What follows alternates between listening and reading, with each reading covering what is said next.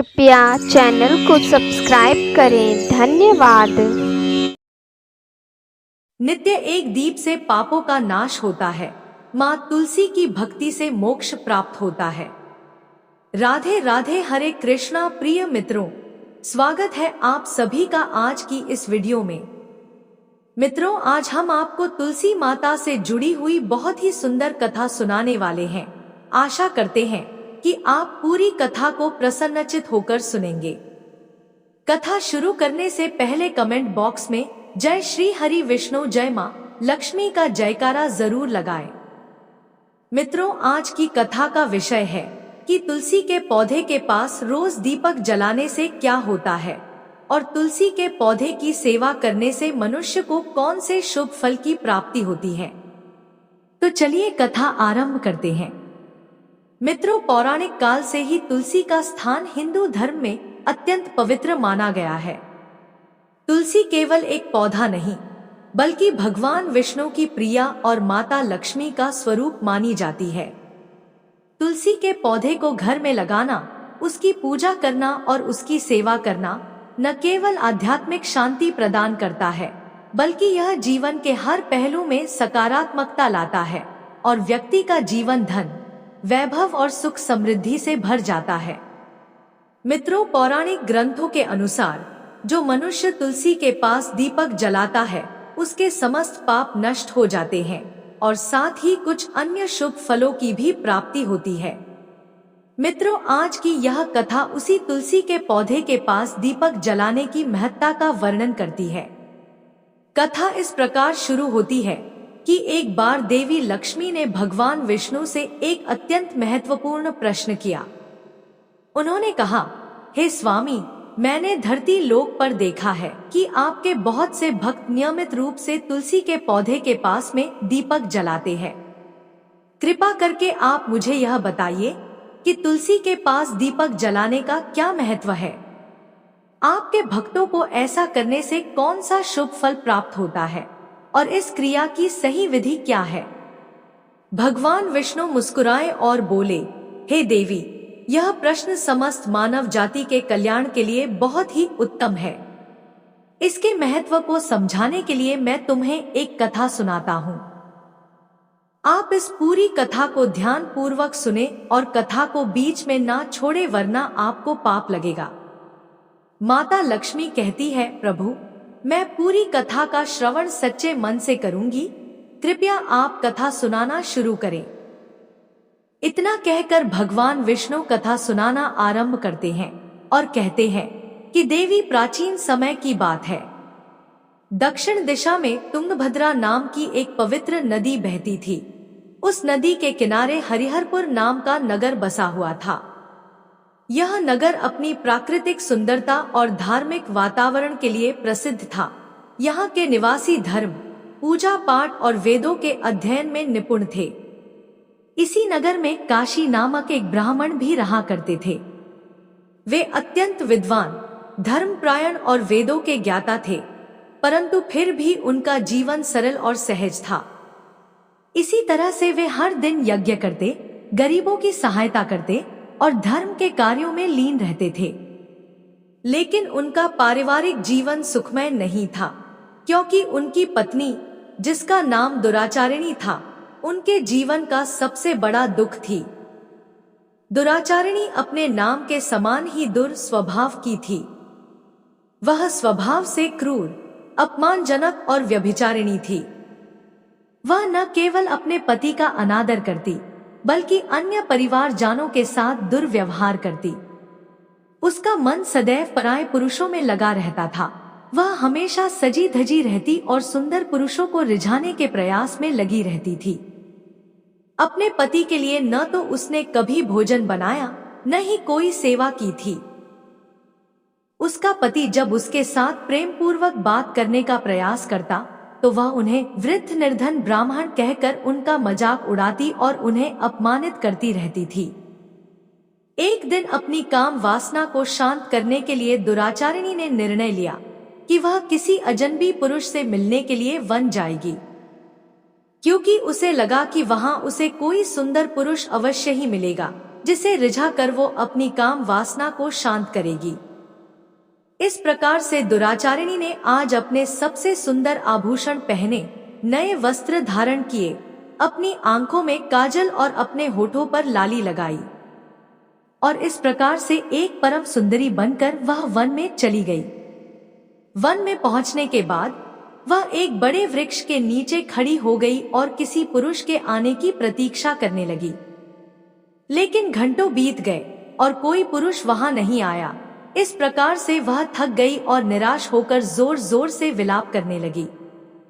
वो बोली, हाय रे, आज मेरा सौभाग्य मेरा साथ नहीं दे रहा। आज मैं अकेले इस अंधेरी रात को कैसे बिताऊंगी। कोई साथी होता तो उससे प्रेम करते करते ही सुबह हो जाती।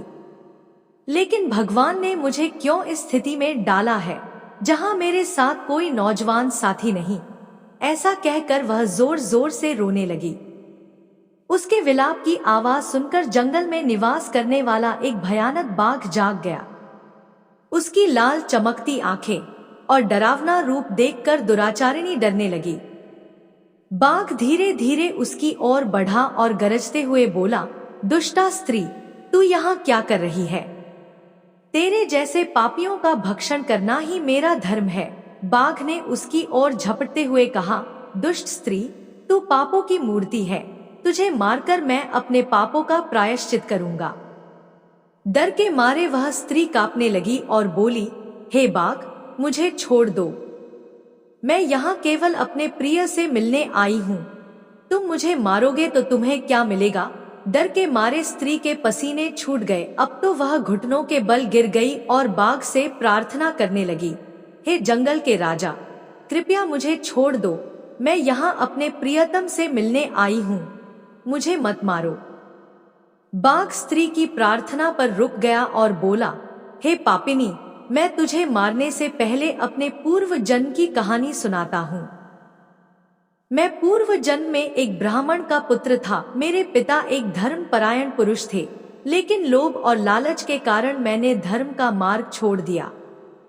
मैं झूठे मंत्रों का पाठ करता, लोगों को ठगता और बिना विधि विधान के यज्ञ करता, और मैंने अपने पापों से अनेक लोगों का धन छीन लिया।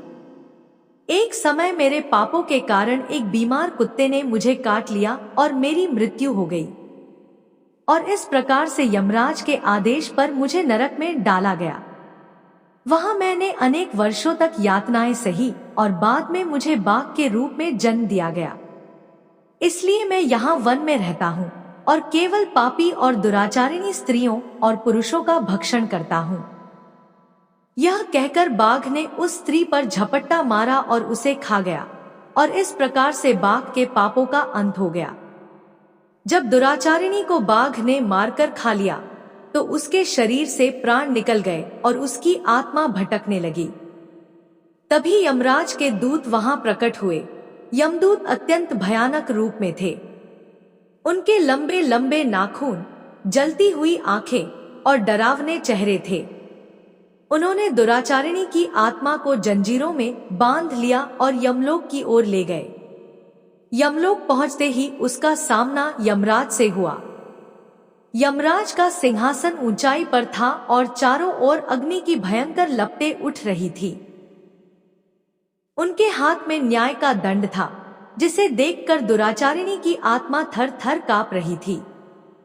यमराज ने अपने सचिव चित्रगुप्त से कहा, हे चित्रगुप्त, इस आत्मा का संपूर्ण लेखा जोखा प्रस्तुत करो, जिससे इसके कर्मों का उचित न्याय किया जाए।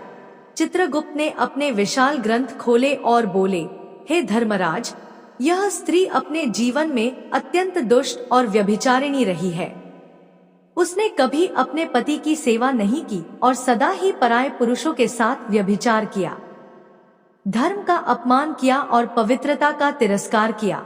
इसके कारण इसे घोर नरक की सजा मिलनी चाहिए। चित्रगुप्त ने आगे कहा, यह स्त्री अन्य पिछले जन्मों में भी पाप करती रही है। इसके कर्मों का फल इसे अनेक नरकों में भोगना होगा। यमराज ने आदेश दिया कि दुराचारिणी को सबसे पहले कुंभिपाक नरक में डाला जाए। कुंभिपाक नरक में उबलते हुए तेल में दुराचारिणी की आत्मा को डाला गया, जहां उसकी आत्मा चीखती चिल्लाती रही। लेकिन यह केवल शुरुआत थी। अब उसे रौद्र नरक में ले जाया गया। वहां लोहे के तपते हुए त्रिशूलों से उसे दंडित किया गया। उसके पाप इतने अधिक थे कि उसे एक के बाद एक विभिन्न नरकों में डाला गया। उसे कांटेदार वृक्षों पर दौड़ाया गया, उसे जलती हुई धातु के पात्रों में रखा गया, उसे वैतरणी नदी में बहते हुए रक्त और विष के बीच तैरने के लिए मजबूर किया गया। इन सभी यातनाओं के दौरान वह अपने कर्मों के लिए पछतावा करती रही। लेकिन नरक के नियम कठोर हैं। यहाँ केवल भोग के बाद ही पाप का अंत होता है। कई वर्षों तक नरक की यातनाएं सहने के बाद यमराज ने कहा, इस आत्मा को अब पुनर्जन्म में भेजा जाए ताकि यह अपने शेष कर्मों का फल भोग सके। कुछ समय बाद वह दुराचारिणी स्त्री पृथ्वी पर चांडाल के रूप में जन्मी। लेकिन अपने पूर्व जन्मों के पापों के कारण वह फिर से पाप में लिप्त हो गई। वह एक अपवित्र और घृणित जीवन जीने के लिए अभिशप्त हो गई थी। एक बार फिर से उसके दुष्ट कर्मों के कारण उसके जीवन में भयंकर दुख और क्लेश आरंभ हो गए। दुराचारिणी का जन्म एक निर्धन और अपमानित परिवार में हुआ, जिस कारण बचपन से ही उसे तिरस्कार और अपमान सहना पड़ा। इसलिए वो धन कमाने के लिए अनेकों गलत काम करने लगी, जैसे कि दुराचारिणी बिना विवाह किए ही अन्य पुरुषों से संबंध बनाने लगी और इसके बदले में उनसे धन लेने लगी। दुराचारिणी को लगा कि उसका जीवन धन आने के कारण खुशियों से भर जाएगा, परंतु कुछ ही समय में उसे उसके कर्मों का फल मिलने लगा और उसके शरीर में कई प्रकार के रोग उत्पन्न होने लगे।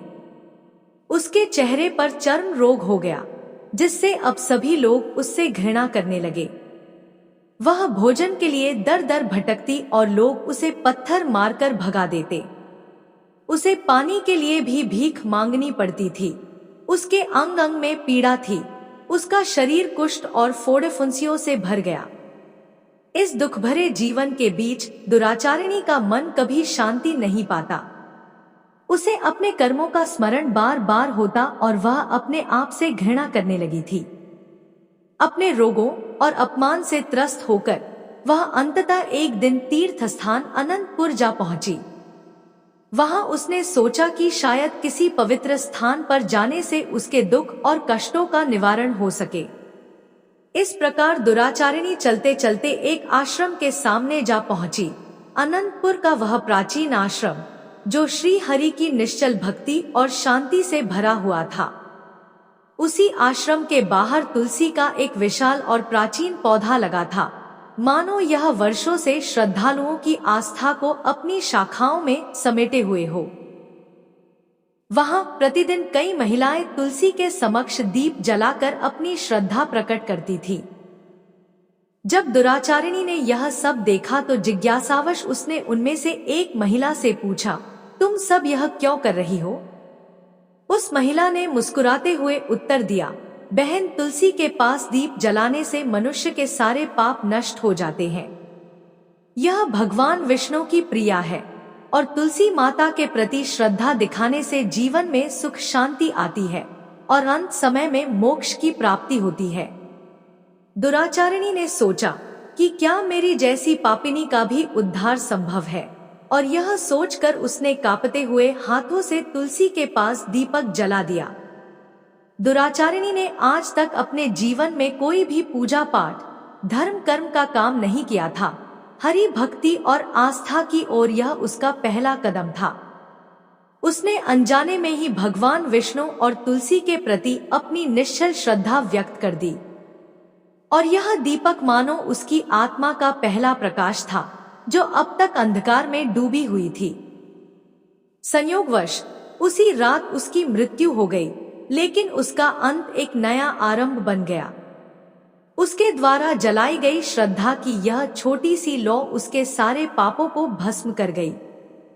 तुलसी और भगवान विष्णु के प्रति उसकी निश्चल भक्ति ने उसे मोक्ष प्रदान किया। मृत्यु के पश्चात जब यमदूत उसकी आत्मा लेने आए तो अचानक भगवान विष्णु के 2 दिव्य पार्षद वहां प्रकट हुए। उन्होंने यमदूतों को रोका और कहा, यह स्त्री अब नरक जाने योग्य नहीं है। उसने तुलसी के पास दीपक जलाया है। इसके सभी पाप नष्ट हो गए हैं। यमदूतों ने उत्तर दिया, लेकिन यह स्त्री तो अत्यंत पापिनी थी, इसके पापों का फल अभी समाप्त नहीं हुआ। पार्षदों ने कहा, तुलसी के पास दीपक जलाने मात्र से ही समस्त पाप भस्म हो जाते हैं, इसलिए यह अब विष्णुलोक जाने की अधिकारी है। पार्षदों ने दुराचारिणी को दिव्य विमान पर बिठाया और उसे विष्णुलोक ले गए। वहां भगवान विष्णु ने उसे स्वीकार किया। उसकी आत्मा अब पवित्र हो चुकी थी। उसे भगवान के चरणों में स्थान प्राप्त हुआ। भगवान विष्णु ने देवी लक्ष्मी से कहा, हे देवी, तुलसी के पास दीपक जलाने का महत्व अपार है। यह सभी पापों को नष्ट कर देता है। जो व्यक्ति नित्य तुलसी के पास दीपक जलाता है, वह धन धान्य, सुख और सौभाग्य प्राप्त करता है। यह कार्य मनुष्य को स्वर्ग का अधिकारी बनाता है, चाहे वह कितना भी बड़ा पापी क्यों न हो। तुलसी के प्रति भक्ति उसके जीवन में मोक्ष का द्वार खोल देती है।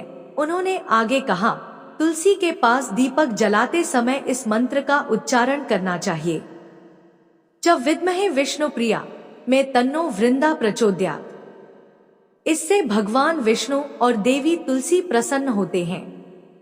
तुलसी के पास दीपक जलाने का सबसे शुभ समय सुबह और संध्या का होता है।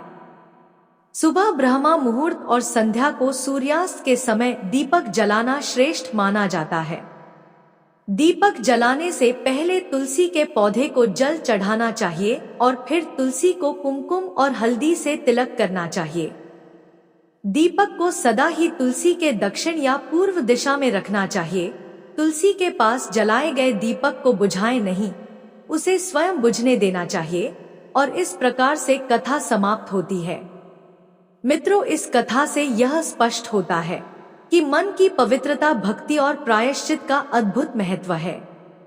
तुलसी के पास दीपक जलाना केवल एक धार्मिक कर्म नहीं, बल्कि आत्मा को शुद्ध करने और भगवान की कृपा प्राप्त करने का माध्यम है।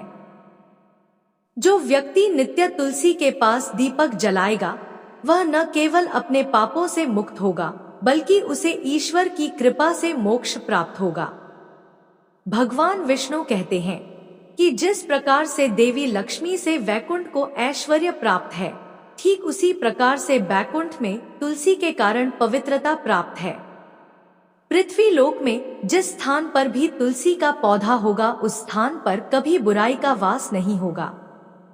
तो मित्रों, कथा समाप्त हुई। प्रेम बोलिए श्रीमन नारायण नारायण हरि हरि, श्रीमन नारायण नारायण हरि हरि।